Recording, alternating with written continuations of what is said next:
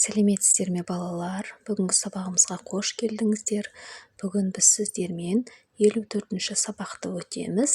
Тақырыбы бас қатырғыштар мен ребустар деп аталады. Олай болса сабағымызды бастайық балалар. 54 бас қатырғыштар мен ребустар. Пысықтау. Бас қатырғыштар мен ребустарды шешуді бүгінгі сабақта біз үйренетін боламыз. Бірінші тапсырма.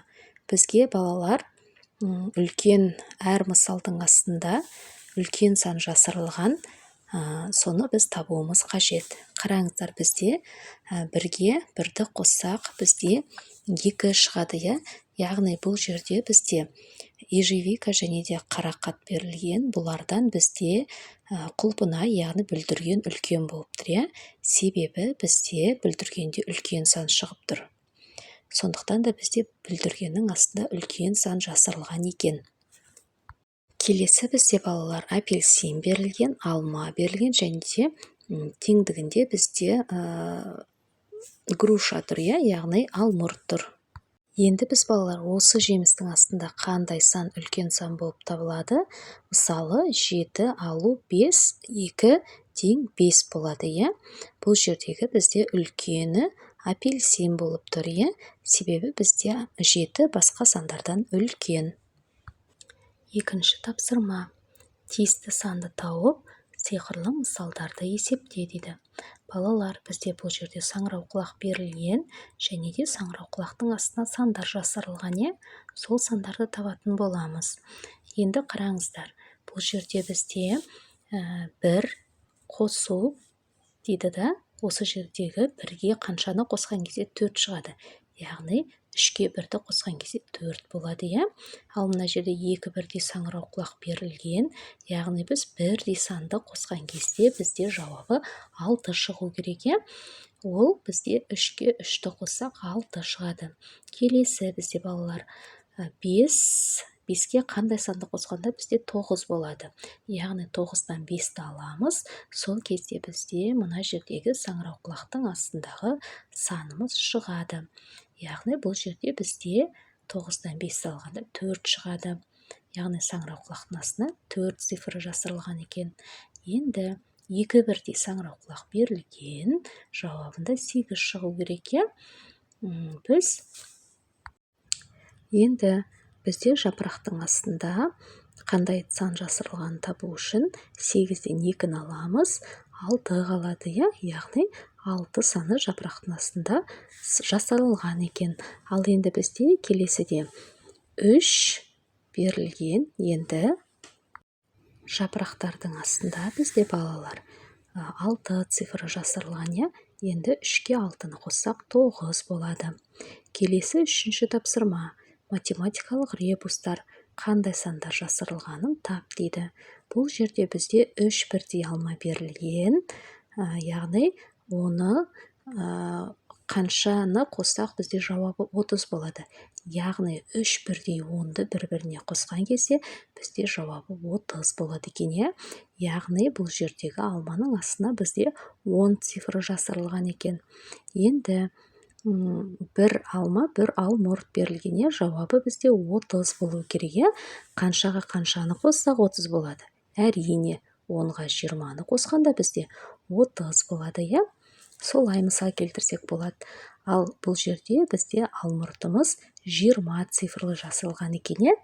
Келесі бізде А тең болады 3-ке. 3-ке 1-ді қоссақ, бізде 4 шығады, Ал бізде алмұрт қанша, алма қанша, ол үшін табу үшін 2 деп аламыз, оған 1-ді қосамыз, 3 шығады, Одан кейін алманы 3 деп алдық, бізде. Ал жүзіміз бізде 4 болатын, Одан кейін жаңағы грушамыз бар, яғни алмұртымыз, ол бізде 2 болды, Енді осының барлығын бір-біріне қоссақ, 3-ке 4-ті қоссақ 7 болады, 7-ге 2-ні қоссақ 9 болады. Балалар, келесі есеп өзіндік жұмыс. 4-ші тапсырма, бос орынға қандай фигура қойылуы тиіс дейді. Бұл жерде бізде балалар бірінші қатарда әрине бізде қызыл, одан кейін 3 бұрыш, одан кейін көк жоқ болатын, көк төртбұрышты біз қойдық. Енді біздің бірінші қатарымыз толықты, иә? Екінші қатарда бізде сәйкесінше осы көк төртбұрышты қоямыз. Себебі бізде үшбұрышымыз және де қызыл домалағымыз бар. Сонымен қатар жасыл үшбұрышты да қойып, екінші қатарды толықтырдық, иә? Енді балалар, біз үшінші келесі бағанды қарайтын болсақ, ол жерде бізде бірінші қатар толық, екінші қатарда бізде қызыл домалақ бар, көк домалақ бар. Біз жасыл домалақты қоямыз, иә? Осымен бізде балалар барлық ұяшықтар толықты. Келесі сабақ 5-ші тапсырма мысалдар тізбегін есепте дейді. Бұл жерде бізде балалар 70-ке 20-ны қосқанда 90 болады, е? 90-нан 40-ты алғанда 50 болады. 50-ге 30-ды қосқанда 80 болады. 80-нен 20-ны қоссақ 100 болады. 100-ден 70-ті алсақ 30 болады. Енді 30-дан 60-ты аламыз. Ол кезде бізде 90 болады. Енді балалар, 90-нан 70-ті алғанда қандай сан болады? 20 болады, е? Мінекей балалар, осылайша біз алманың астына жасырылған сандардың барлығын тауып, жауабын есептің шығарып қойдық. Енді балалар, есебіне тоқталсақ, 100-ден 90-ды аламыз, 10 қалады. Оған 30-ды қосамыз, 40 болады. 40-қа 50-ді қосамыз, 90 болады. 90-ға 10-ды қосамыз, 100 болады. 100-ден 20-ны аламыз, 80 болады. 80-нен 70-ті аламыз, 10 қалады. Енді 10-ға қандай санды қосқан кезде 50 шығады?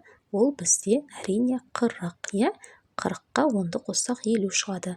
Осылайша балалар, бізге берілген 5-ші есептің бөлімін де шығарып болдық. Сіздерге түсінікті болды деген ойдамын.